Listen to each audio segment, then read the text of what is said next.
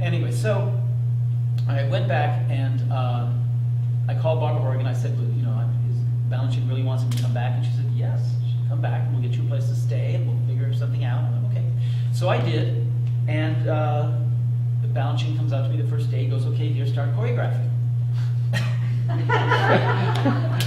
And I was 19 at this point, and I went, let's see, there was no workshop, there was no formula for this in those years. And I said, what do I do? And he goes, well, find music, choose girls, boys you want, take, and just tell the secretary and say you want 2 hours or 3 hours, do what you want.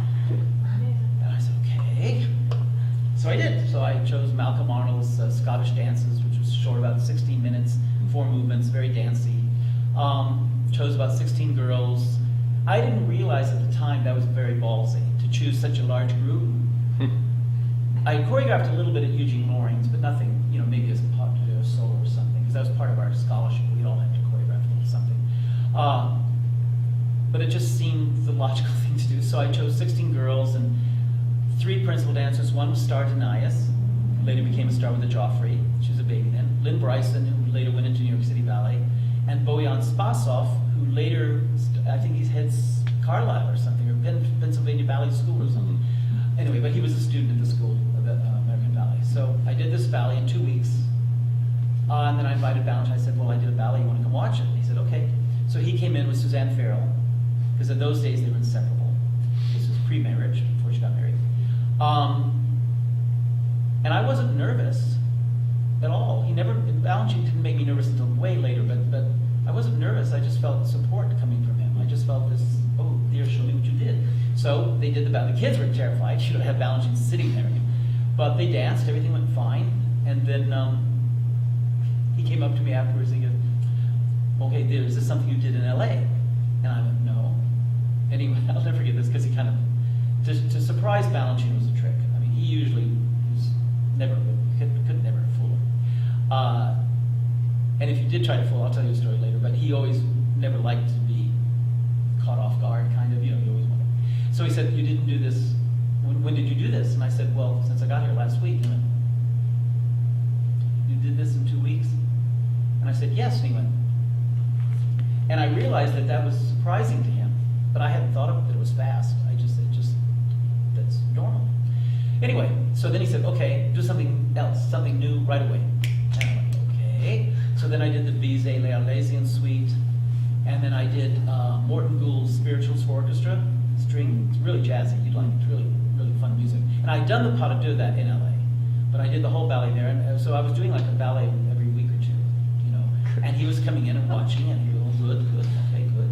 And I tried to vary them, so one was classical, one was jazzy, and I used a lot of acrobatics from my dad in my early life.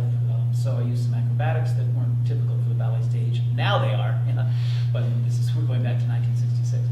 But everything was going along fine. And then Andre Glesky had a company in Long Island, and he was one of the teachers at school. And he asked me to do a ballet for him. So I did revive a ballet I'd done in LA to Shostakovich for 4 girls and me called The Class. It was kind of a classroom ballet. So I did the performance and I sprained my ankle badly in the performance. And there actually was a video of it, so you can see when it happens and I kind of hop around. But then after that, I couldn't take class because, while my ankle was getting better. So I asked Balanchine, and this was the first time the only time that I got tongue-tied, is I went to Barbara Horgan, who was the secretary, brought me to New York, and I said, Barbara, I can't take class at school. Do you think Mr. B would let me watch company class? And I should back up. When I was first at the school choreographing, Balanchine invited me to come see New York City Ballet every night. And I said, well, I can't afford it. He said, no. And so he gave me tickets. So I would have tickets every single performance for me to watch the company. And he said, you have to come watch and you have to learn. You watch and learn. So I would dress up in a brown suit, because I only had one suit, because I thought you had to wear a suit. So I wore this brown suit every night, every 8 performances a week. So I was used to going to the theater and going to watch, but I never went backstage. So anyway, so I went up to him. I said to Barbara, do you think he'd let me watch company class? And she said, ask him. And I went, and she goes, class is going to be, at 11 o'clock. Just go in the hall outside, just get it before he goes into class and ask. She goes, I'm sure it'll be fine. So I wore my suit, At 11 o'clock in the afternoon, I thought, well, I have to dress up. And he was, running to get to class, and I kind of waylaid him. I said, Mr. B, can I talk to him? He said, I have class. And I said, I know, I broke my, and I was stuttering, and he said, what? He kind of went, what? And I said, well, I sprained my ankle, can I watch class? And he went, oh, yes. So we went in, and then, the company, probably they still are, but they're very close-knit, very snooty to outsiders. This is their territory. This is the main hall of State Theater. Nobody walks in there.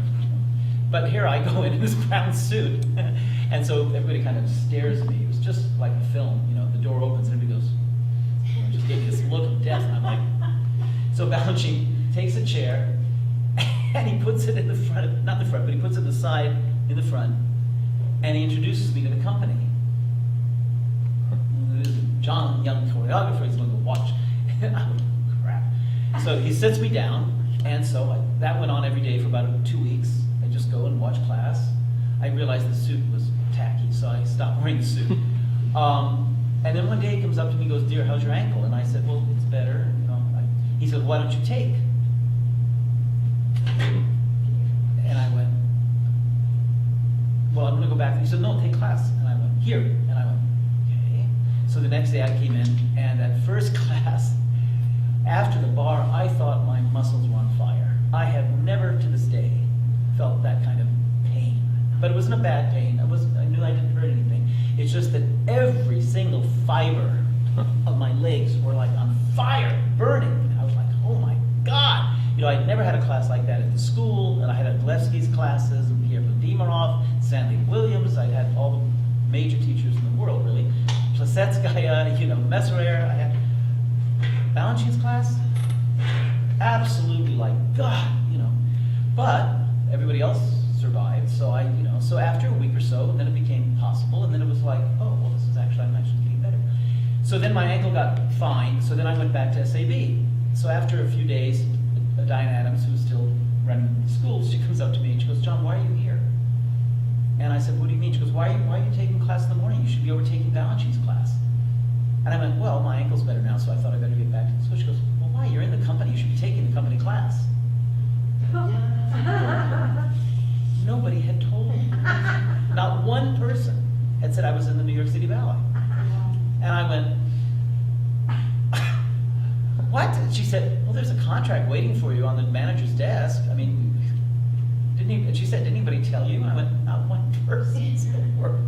So I ran back and signed my contract and was on. And that's the beginning of that story.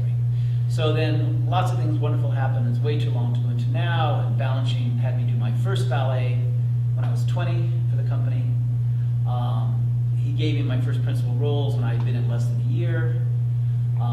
I got a reputation for jumping in, doing ballets without even knowing. Like in 1969, so I was like, what, 22. The company had a tour to Monte Carlo for a big Diaghilev celebration, and Princess Grace was still alive, and it was a huge deal. The company was flown over on a private jet, chartered. But anyway, it's just the New York City Ballet and some board members and some patrons, and it just was, this is paradise, And Balanchine was in a great mood. And I was in the corps, and I had done a couple solos in some of his ballets, and other ballets. Jacques D'Amboise had done a ballet that I did the premiere in. It's the third movement lead with Violette, which is great. And that was going to be on the program in Monte Carlo. And like the second or third day, I took class. I didn't have anything to do, so I was over at the Café Paris across from the casino. And the company manager runs up to me, Ronnie Bates, Eddie Bigelow, and he said, John, said, Balanchine's looking for you. You have to come to the studio right now. And I went, there's no rehearsal. Why? He said, because you have to replace Eddie and Ruby's tonight. And Ruby's was part of Jules, which is a big new ballet that Balanchine did the year before, a year and a half before. And Eddie Villella was the superstar in those days, and Ruby's was the boys' ballet. And I went, what? And he goes, Eddie hurt himself. Balanchine wants you to do Ruby's tonight.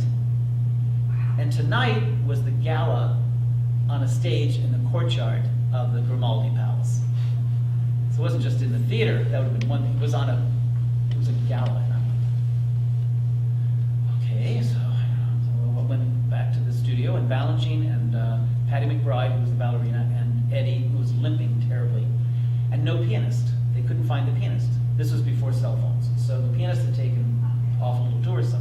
Nobody could find him, Gordon Belzer. So it was just Balanchine, the ballet misters. I think it was John Terrace, actually. Patty, Eddie, and me. And the plan was for Eddie to do the pas de deux, and for me to do the opening and closing movements. But it was clear he really couldn't walk at all. So Balanchine said, you know, dear Clifford, he called me Clifford. He said, let's start and please just see how you do. So luckily, because I'd been an actor, I think that was the key. And since I'd been on stage since 2 years old, and Balanchine was a non-threatening force. He was always a supportive force. I had the cojones to just say, okay, fine. And I found that I could memorize steps really fast, but I think that comes from me being an actor and having to read and memorize scripts.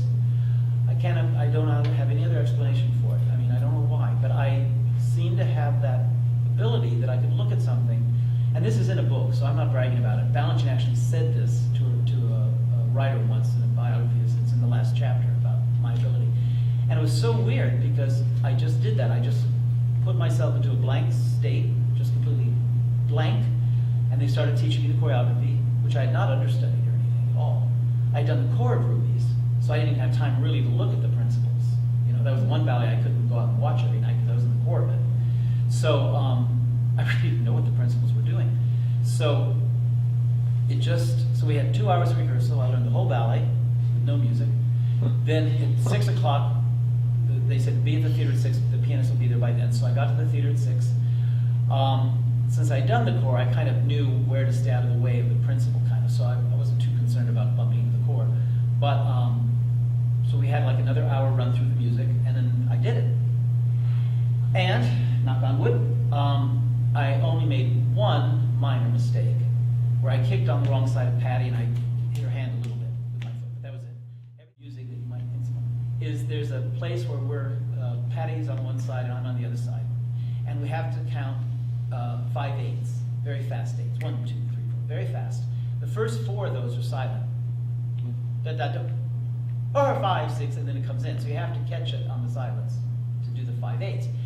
So I was counting like crazy, but I couldn't remember what the step was.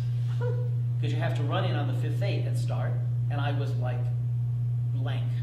I was counting, I knew the 5/8, but I didn't know the step. And I didn't have contact lenses in those days, so I was blind as a bat on top of it. So I'm like gesturing to Patty on the other side, what's the step? She thought I lost the count, because that's really harder than the step, is the count. And she was going, 1, 2, 3. I said, no, not, what's the, so I tried to run across, I said, no, I can't get back, get back to my side. So I really just literally ran on the right cue, not knowing what, and like a step before I got there, I went, oh shit, yes, I remember what the step was. That was most to this day, the biggest panic I've ever had as a performer, was running on stage blank, you would know. My God, it got to me. So I did it, everything was fine, and then Eddie came back, kind of pissed off at me, Villela. He was like, yeah, Clifford, I can't believe you did that. Yeah, well, good, yeah, you did it. Balanchine was beaming. He was happy. And he was very, very happy. And he was like introducing me to Princess Grace and then David Niven, saying, oh, he learned this afternoon. Wonderful. I was like out of my mind at that point. I was like so exhausted. And I was glad it was over. And I was, I mean, that's, if I would have screwed up, I would have been cemented in his brain, you know what I mean, as a screw up. So I knew that, I couldn't fail, But it worked. And then he kept me in the ballet, splitting all the performances with Eddie, which Eddie did not like. And then when Eddie started getting older, then I took over and nobody else danced Ruby's but me until I left the company. And Balanchine was always, I'm not bragging, but Balanchine was always like that with his dancers. If he put you in that ballet, you usually didn't have an alternate. Sometimes you wouldn't even have an understudy, which is a little crazy. But and when he was choreographing, he didn't really want anybody else in the room. He was just making the ballet for you.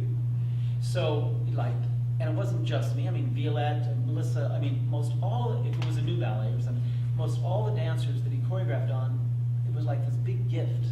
That was your ballet, and there was a relationship between you, the music, the choreography, and Balanchine. Now, if it was a ballet he was reviving, an old ballet, maybe there might be 2 casts. But generally speaking, those years, I mean, it was a very personal, relationship with him, with all of his dancers, not just the leads, the core too. I mean, everybody knew, it was a really unique, I've never seen any other company